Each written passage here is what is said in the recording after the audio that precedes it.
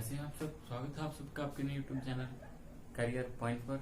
आज का हमारा टॉपिक रहेगा अभी फिजिक्स का समय स्थिति ग्राफ। इसमें हम पढ़ेंगे भी जब एक वस्तु की स्थिति समय के अनुसार चेंज होती है तो उसका ग्राफ किस तरीके से बनता है। बच्चे क्या करते हैं, इस टॉपिक को पढ़ तो लेते हैं लेकिन जो एक ग्राफ वाला टॉपिक है इसको एस्केप कर देते हैं, छोड़ देते हैं, क्योंकि उनको लगता है इसमें से क्या क्वेश्चन आएगा। बट ये कई बार ऐसा क्वेश्चन आ जाता है कॉम्पिटिटिव एग्जाम में, सीधा ग्राफ बना के देगा और आपको बोलेगा इसकी गति बताओ, उसका वेग बताओ। तो हम उसको भी करेंगे। हम कोई फिजिक्स का ऐसा भी कोई भी टॉपिक नहीं होगा अभी जिसको हम एस्केप करेंगे। हर टॉपिक जो हमारे 6 से 12th क्लास के बीच में होगा उसको हम कवर करेंगे। चलिए अभी करते हैं स्टार्ट हमारा आज का टॉपिक। पहला टॉपिक क्या है हमारा आज का, एक समान गति के लिए ग्राफ। जब एक वस्तु क्या होती है, एक समान गति से चल रही है तो उसका ग्राफ किस तरीके से बनेगा। देखिए सबसे पहले तो आपको पता होना चाहिए ग्राफ में नोटेशन किस तरीके से होती है। ग्राफ में हमारी जो एक्स अक्ष है यानी जो एक्स एक्सिस है उस पर हमारा क्या होगा, टाइम यानी समय एक्स एक्सिस पर आएगा, और जो उसकी स्थिति यानी दूरी या जो इसको हम क्या बोलते हैं स्पेस, वो कहां आएगी भी वाई अक्ष पर। ये दोनों बातें आपको पता होनी चाहिए। जो समय है उसको एक्स अक्ष पर दर्शाया जाता है और स्थिति कहां पर आएगी हमारी वाई अक्ष पर। अब क्या होता है अभी, जब हमारी एक समान गति का मतलब क्या है, यहाँ पे सबसे पहले तो हमें यही पता होना चाहिए एक समान गति का मतलब क्या है। एक समान गति क्या होगी भाई, जब एक वस्तु क्या करे, एक समान समय में एक समान दूरी तय कीजिए। मतलब अगर वो 1 सेकंड में 10 मीटर दूरी तय कर रही है तो दूसरी सेकंड में वो कितनी दूरी तय कर जानी चाहिए, उसको 20 मीटर, यानी उसको 20 मीटर आ जाना चाहिए दूसरी दूरी पर। देखिए पहले वाली सेकंड में 10, अगली 1 सेकंड उसमें भी कितना है 10, 10 पहले 10, तीसरी सेकंड में कितना। तो जब इस तरीके से एक वस्तु दूरी तय करती है तो उसका ग्राफ कैसा बनता है, एक सरल सीधी रेखा जो हमारी ये बनी हुई है, ये लाइन, ये जो रेखा बनी हुई है ये ऐसा उसका क्या बन जाएगा, हमारा ग्राफ बन जाएगा भी। अब ये क्या करेगी, रेखा बनेगी कैसे, एक्स अक्ष यानी जो समय रेखा है उसके साथ कितने डिग्री कोण पर बनेगी भी, ये थीटा डिग्री के मतलब थीटा डिग्री कोण पर क्या होगी, ये झुकी हुई होगी। ये थीटा बड़े काम का है भी, इसमें दिखने में आपको ये लग रहा है यहाँ थीटा यहाँ है। अब थीटा क्या करता है, कई बार ये सीधा देता है फाइंड वेलोसिटी और ग्राफ दे देता है बना के, और बीच में क्या कर देगा, एंगल दे देगा भाई कितना है वो समय स्थिति ग्राफ के साथ कोण बना रही है। देखिए इसको कैसे पता चलेगा। अब आपको एक बात पता होनी चाहिए, मैथ का एक रूल लगता है भाई, जब एक लाइन क्या है, एक लाइन किसी दूसरी लाइन के साथ एंगल बना रही है थीटा, तो वो लाइन उसके पैरेलल लाइन के साथ भी क्या बनाएगी, थीटा डिग्री का कोण बनाएगी। कितने क्या बनाएगी, उसके पैरेलल लाइन के साथ भी थीटा डिग्री का कोण। अब हम क्या करते हैं, यहां से लाइन बना लेते हैं इस तरीके से, और एक यहां से बना लेते हैं, यहां आ गई और ये आ गई इस तरीके से।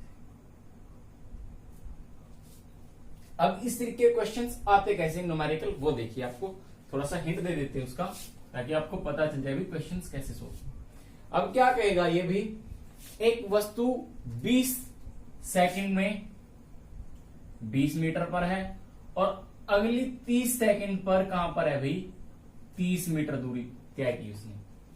मतलब क्या किया, 20 सेकंड में कहां था 20 और अगली 10 में कितना हो गया, 30 मीटर पहुंच गया। तो उस वस्तु की क्या बताओ भी, यानी गति बताओ। तो उसकी गति क्या होगी हमारी, उसकी गति का निकालने का तरीका क्या होगा भाई हमारा, ये वाला। इसके लिए हमें पहले क्या चाहिए, डेल्टा एक्स और डेल्टा टी, सॉरी उल्टा लिख दे, ये डेल्टा एक्स होगा, ये डेल्टा क्या हो जाएगा हमारा टी हो जाएगा। डेल्टा एक्स क्या हो, इसमें से इसको घटा दो और इसको इसमें से घटा दो, तो तुम्हारा क्या आ जाएगा, डेल्टा एक्स बटे डेल्टा टी, यानी 10 बटे 10। तो कितनी आएगी उसकी भाई, 1 मीटर प्रति सेकंड के हिसाब से उसकी क्या आ जाएगी, गति आ जाएगी हमारी यहां से। अगर आपको दिया है इसमें क्या, एंगल थीटा, अगर ये बोल देता सीधा थीटा कितना है भाई 60 डिग्री, तो हमें क्या है उसका स्लोप भी निकालना पड़ेगा अभी। उसके हिसाब से हमें क्या है, जो हमारा उसका स्लोप है, क्या कई बार क्या होता है उसके स्लोप से भी हमें क्या पता चल जाती है, उसकी वेलोसिटी पता चल जाती है। ठीक है, ये वेलोसिटी वाले में यूज होगा। वैसे आपको पता होना चाहिए भाई थीटा का काम क्या होगा। यहाँ पे एम ढाल का जो उसकी ढाल, जिसको हम क्या बोलते हैं, स्लोप, स्लोप ऑफ लाइन। अगर ध्यान से देखें तो ये भी क्या है, एक स्लोप ऑफ लाइन ही है। अगर मैथमेटिकली फार्मूला बताऊं मैं आपको तो x2 minus y2 minus y1 बटे x2 माइनस x1, यही बताता है मैं स्लोप। वही चीज तो हमने यहां की, x2 minus x1 y2 minus y, वही चीज कर रहे हैं, y2 minus y1 x2 minus x1, तो स्लोप ही होता है अभी। यानी यहाँ पे अगर हम टेंजेंट थीटा लिख दें तो वो गलत नहीं होगा, वो क्या होती है, ढाल होती है किसकी, इस लाइन की। यानी यहां आपको पता चलता है एक चीज और नहीं, अब भाई जो लाइन की ढाल है यानी स्लोप है वो किसके बराबर होगा, उसका गति के बराबर। ये आपको बात बहुत कम बताई जाती है भी, जो लाइन का स्लोप है वो किसके बराबर होगा, उसकी गति के बराबर होता है। हमने आपको बता भी दिया क्यों, रीजन भाई क्या होता है, गति, जो स्लोप निकालने का फार्मूला ये होता है, वही चीज हम इसमें कर रहे हैं तो वो इसके बराबर भी होता है। ठीक है भाई, चलिए भाई देखिए नेक्स्ट टॉपिक क्या होगा हमारा। एक बार नेक्स्ट टॉपिक देखने से पहले क्वेश्चन देखिए भी, दो वस्तुओं ए और बी का स्थिति समय ग्राफ नीचे दिया गया है, इनमें से किसका वेग अधिक होगा, सॉरी गति अधिक होगी, वेग नहीं, गति बढ़ रहे हैं तो गति किसकी अधिक होगी। तो आपको बताना है किसकी गति अधिक होगी इनमें से, ए की अधिक होगी या बी की अधिक होगी। अब देखिए इसमें ना तो हमें वैल्यू दी गई भाई हम इसका मान निकाल लें, हमें सिर्फ एक चीज दिख रही है भाई, इसने क्या दिया है, इनका एंगल दिया है। क्या दिया है भाई, एंगल दिया है। अब एंगल दिया है तो हमें एक चीज याद आई भाई, हमने अभी थोड़ी देर पहले पढ़ा था, स्लोप किसके बराबर था, गति के बराबर था। और जितना ज्यादा एंगल होगा उतना ही ज्यादा क्या होगा भाई, हमारा स्लोप बढ़ेगा। अब जितना बड़ा, जिसका ज्यादा बड़ा कोण होगा उतना ही ज्यादा स्लोप होगा, तो सबसे ज्यादा स्लोप किसका होगा, ए का। तो ए का ढाल अधिक है, ए की ढाल क्या है, अधिक है, यानी स्लोप किसका, ए का अधिक है, तो हमारी गति भी किसकी अधिक होगी भाई, ए की अधिक होगी। ठीक है भाई, आई बात समझ में आपको, किसकी गति अधिक होगी, हमारी ए की। चलिए अभी अब देखिए नेक्स्ट टॉपिक, असमान गति के लिए समय स्थिति ग्राफ। देखिए भी क्या हुआ, असमान गति के लिए स्थिति समय ग्राफ, जब एक वस्तु क्या हो, एक समान अंतराल के लिए क्या हो, एक समान गति से चले, और फिर क्या हो, उसकी गति क्या हो जाए, कम या ज्यादा हो जाए, ऐसा ही स्थिति को, गति को हम क्या बोलते हैं, असमान गति। यानी वो क्या घट बढ़ रही है, उसको असमान गति बोला जाता है। उसका ग्राफ हमेशा क्या होगा भी, ये एक कर्व्ड फॉर्म में होगा। इसके बारे में आपको इतना ही जानना है बस, वही इसमें भी वही मारा होगा, बी स्पीड यानी किसके बराबर होगा भी, delta x by delta T. Same वही चीज इसमें भी है, बस इसमें आपको ग्राफ याद रखना है। इसका ग्राफ कैसा होगा, कर्व्ड फॉर्म में होगा, यानी एक वक्र होगा तब, और उसका क्या होगा, एक स्ट्रेट लाइन होगा। गति में हमारे ये दो ही ग्राफ हैं भी। उसके बाद हम देखते हैं वेग के ग्राफ। देखिए भैया अगला, वेग समय ग्राफ। अब हम किसके बारे में पढ़ेंगे भी, गति के दोनों थे, हमने दोनों कर लिए। अब हम पढ़ते हैं वेग के बारे में। वेग में क्या हो, अब ध्यान रखना, वेग की बात तो होगी तो साथ में गति रहेगी। इसमें क्या है, वेग में गति पर डिपेंड है। अगर उसकी गति समान है, जब वस्तु की गति समान है तो वेग क्या रहेगा, अचर रहेगा, यानी वेग पर कोई फर्क नहीं पड़ेगा।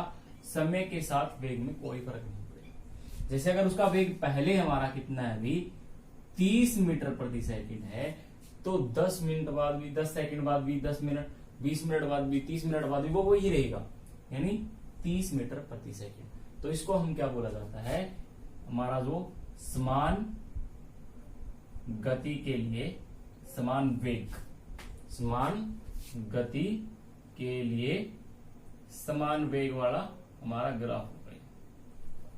इसमें वेग में कोई परिवर्तन नहीं है, तो ये स्थिति इस तरीके से बन जाएगी हमारी इस ग्राफ की।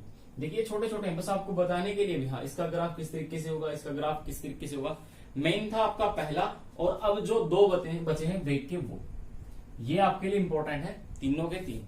ये आपको दो बस बताने के लिए भी, हाँ इस तरीके से होंगे। अगला भाई हमारा ग्राफ एक समान त्वरित गति के लिए, यानी जब क्या होती त्वरित गति का मतलब यहाँ पर क्या है भाई, एक समान भी है और त्वरित भी, इसका मतलब क्या है, देखिए भाई जब क्या हो, वस्तु का वेग क्या हो, समान समय अंतराल में समान परिवर्तन हो। देखिए इसमें यहां आपको समझने की बात है, समान और त्वरित दोनों शब्द एक साथ हैं। समान त्वरित मतलब क्या होगा भाई, अगर पहले वाले सेकंड में 5 बढ़ रही है तो दूसरे वाले सेकंड में भी 5 ही बढ़नी चाहिए वो, यानी इस तरीके से वो अगर 5 है तो कितनी हो जाएगी भाई, वो 10, यानी बदल रहा है लेकिन क्या हो, समान समय अंतराल में समान रूप से परिवर्तन होता है। ऐसी गति को क्या कहता है, समान त्वरित गति। यहां पर वेग निकालने के लिए गति की जरूरत पड़ती है अभी हमें। अब क्या होगा, वेग, अब एक समान त्वरित गतियों के लिए वेग समय ग्राफ क्या होगा, अब गतियां होगी, ये क्या बनेंगी हमारी गतियां, गति है या वेग, उनके लिए ग्राफ हमारा क्या बनता है, सीधी रेखा। ये जो हमारी रेखा बनी सीधी। अब वेग समय ग्राफ जो बना है वो का क्षेत्रफल, यानी ये वाला हिस्सा जो हमारा ये है, ये वाला हिस्सा क्या बताएगा हमें, वस्तु का विस्थापन, या क्या बताएगा अभी, वस्तु द्वारा दिए गए समय अंतराल में तय की गई दूरी की स्थिति बताता है ये। अब निकालोगे कैसे, अब देखो भाई जो क्षेत्रफल है वो क्या है, A B C D E, ये वाला है ना हमारा, इसको डी ले लेते हैं, इसको ई, ताकि आपको फिगर समझ। तो इसके लिए हमें क्या निकालना पड़ेगा, दोनों एरिया निकालना पड़ेगा। अब सीधा हम निकाल नहीं सकते, तो इसके लिए हमें रूल क्या दिया गया भाई, हमें निकालना पड़ेगा पहले एरिया किसका, ट्रायंगल का, और प्लस किसका, जो हमारा आयत, यानी त्रिभुज और आयत का क्षेत्रफल दोनों का निकालना पड़ेगा हमें, तब जाके हमें क्या निकल जाएगा, इसका वेग समय ग्राफ का क्षेत्रफल निकल आएगा। अब त्रिभुज का तो क्या होता है, 1/2 आधार गुणा ऊंचाई प्लस, और क्षेत्रफल किसका, आयत का कितना होता है अभी, आधार गुणा लंबाई गुणा चौड़ाई। ये किसका आ जाएगा हमारा, अगर आपको इनकी लंबाई पता है तो आप इजीली क्या कर सकते हो, इनका मान निकाल सकते हो। अब निकालने कैसे, देखो इस साइड की आ गई तो ये किसका आ गया, यहां से जो मान होगा ए बी का आ जाएगा, यहां से यहां तक, इसमें से ये घटा दो, ये किसका आ गया, हमारा लास्ट टॉपिक है आज का, गति के नियम। गति के कितने नियम दिए गए भाई, 3 नियम है हमारे।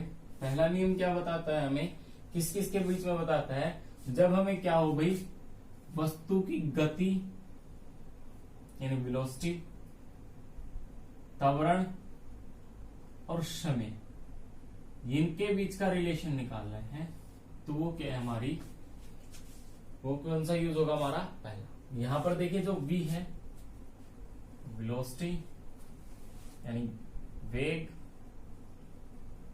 v0 हमारा प्रारंभिक वेग है, a त्वरण, और t किसके लिए भी, हमारा समय के लिए यूज होता है।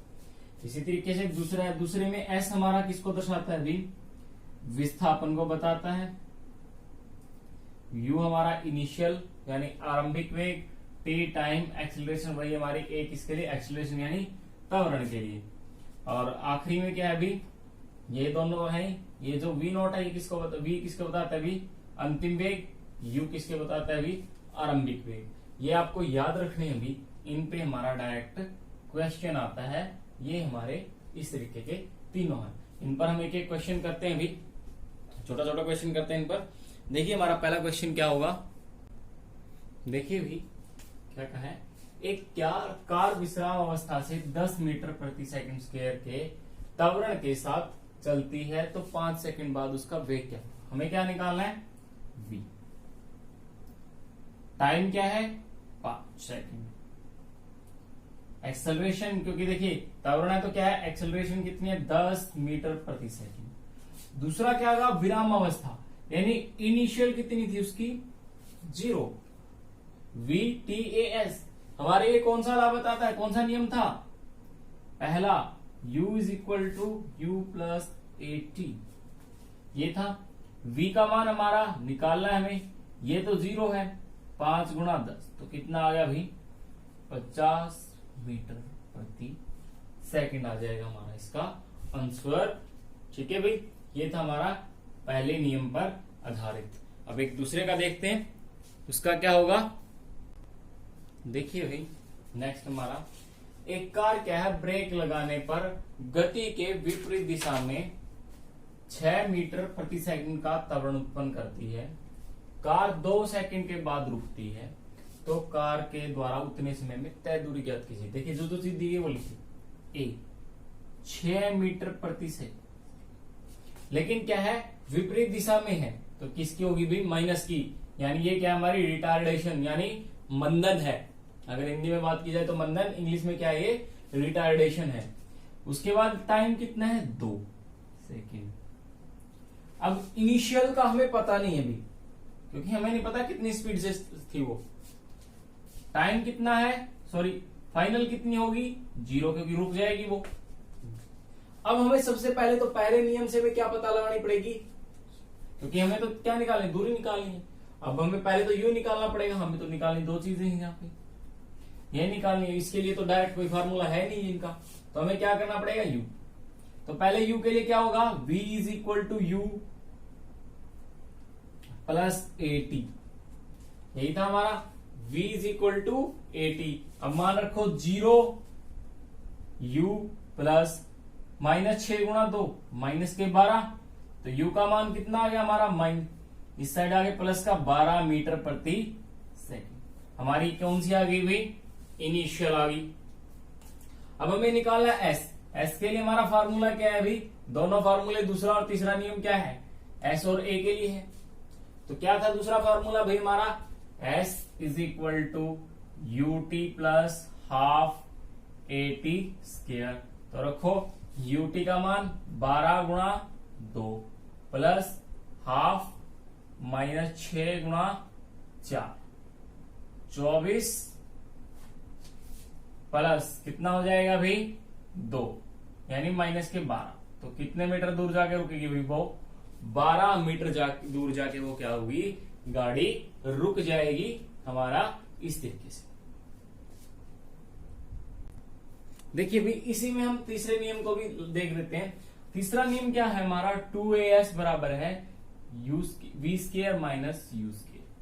ठीक है भाई, तो अब रखिए यहां भी हमें s निकालना है, 2 गुणा माइनस 6 s बराबर है, ये तो 0 का स्क्वायर माइनस 12 का स्क्वायर कितना हो जाएगा भाई 144, यानी माइनस के 12s बराबर है माइनस का 144, माइनस से माइनस कट गया, s का 144 बटे 12, ये कितना आ जाएगा अभी हमारा यहाँ भी 12। देखिए दोनों से वही आ रहा है, तो ये हमारे दोनों का दूसरा तीसरा। आज के लिए इतना ही, भी मिलते हैं नेक्स्ट वीडियो में नए टॉपिक के साथ, जिसमें हम गति के जो टॉपिक बचे जैसे हमारी एस्केप वेलोसिटी वगैरह वो सारे हम क्या करेंगे नेक्स्ट वीडियो में कवर करेंगे। अगर आपको वीडियो पसंद आई है तो वीडियो को लाइक जरूर करें, अपने दोस्तों के साथ शेयर करें और चैनल को सब्सक्राइब करना ना भूलें। Thank you, have a nice day.